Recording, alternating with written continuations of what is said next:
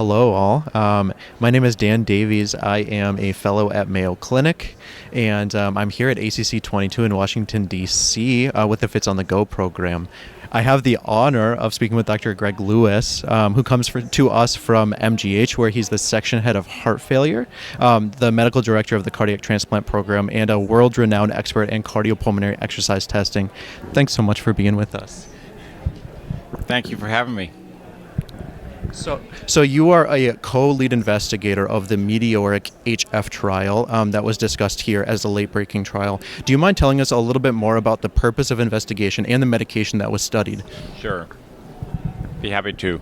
So this METEORIC trial is part of the omecamtiv mecarbil program that has really spanned early investigations looking at augmentation in cardiac performance. Omecamtiv mecarbil is a myotrope, so it augments systolic function of the heart, a rarity really in our heart failure armamentarium in terms of a drug that directly affects systolic performance of the heart. And so omecamtiv mecarbil has been studied in early studies looking at echocardiographic indices, improvement in ejection fraction, lowering NT-proBNP.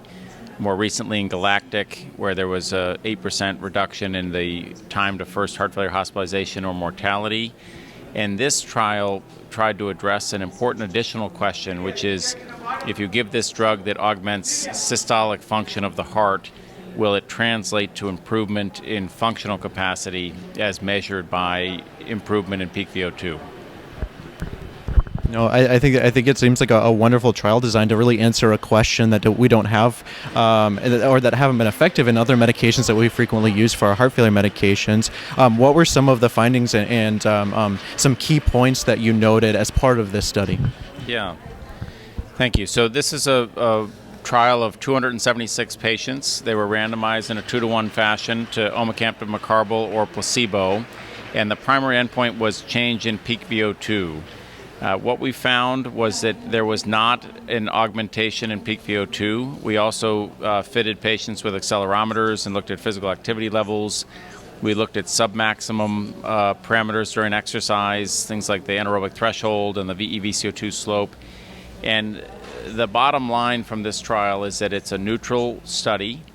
It joins the entire armamentarium of kind of pillars of HFrEF therapy, in that beta blockers, Entresto, SGLT2 inhibitors, and spironolactone, none of which have been shown to significantly impact exercise capacity in heart failure. So we now find with this agent that improves systolic function that likely the augmentation in cardiac performance is not sufficient to overcome the chronic effects of long-standing heart failure with reduced EF on pretty much every organ system in the body that's responsible for permitting us to exercise.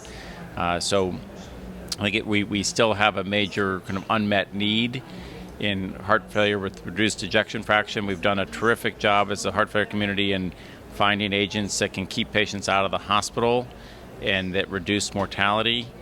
But the reality of it is even in a decongested state, these patients experience exercise intolerance oftentimes on a daily basis. So there is still an unmet need to try to improve exercise capacity in heart failure.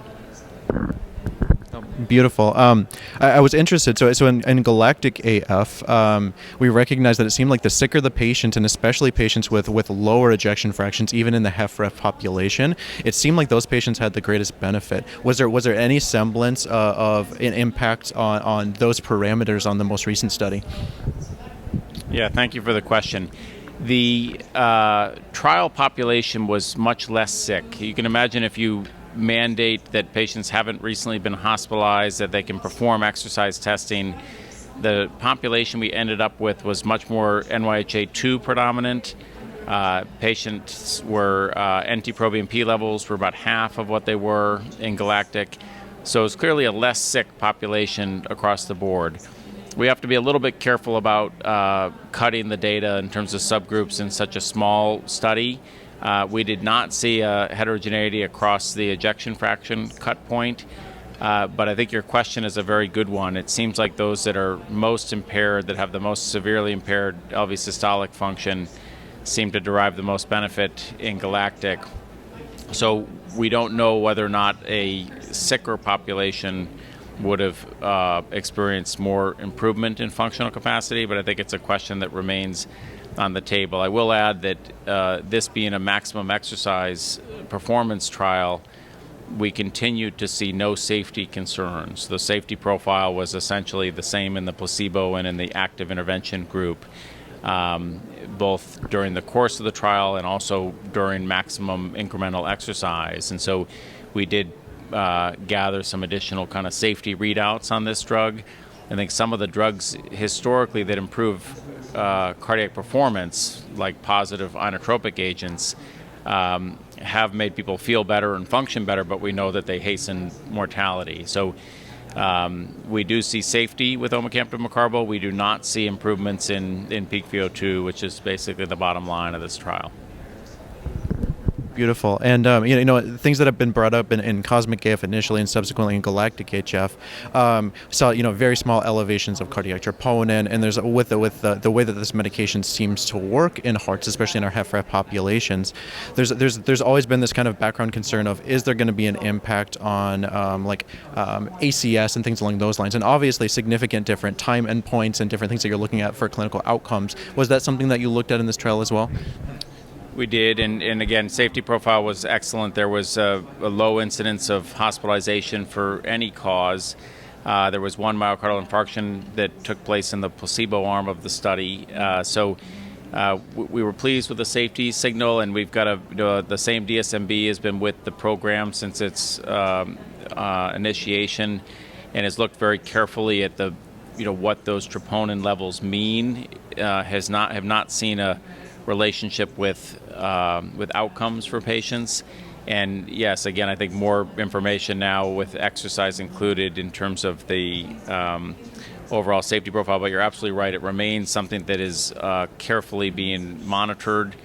This is a medicine that is dosed on the basis of its concentration levels, which is something that I think does make it differ from other medications in terms of trying to get into that appropriate kind of therapeutic index.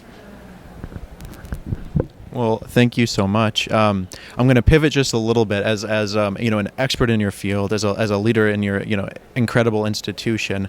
I think that there's a lot of people out there that might be interested in pursuing heart failure as a career within cardiology. And for our fellows in training out there, would you mind just describe your outlook of heart failure as a specialty and your personal experience about why it was a great decision and how you go about working in your current field? Yes, thank you for the question. I think heart failure it's really an amazing field to be in right now. I think that as we think about taking care of patients with heart failure, in some ways I'm glad to see us kind of narrowing our focus in a way that's somewhat simplifying things with our 4 pillars of therapy for treatment of heart failure. And interestingly, we're seeing that the ejection fraction cut points for at least 3 out of those 4 seem to be kind of on the rise. And I think that's terrific for getting patients on appropriate therapies. That being said, there is unbelievable opportunities to do more for patients with heart failure. And again, I think that our findings from METEORIC frame the need to continue to pursue agents that make people function and feel better and exercise more, because exercise intolerance is a cardinal manifestation of heart failure. And the heart failure space is and will continue to be not only a huge unmet need for bright fellows to delve into, but also a really fascinating area to be in at the moment.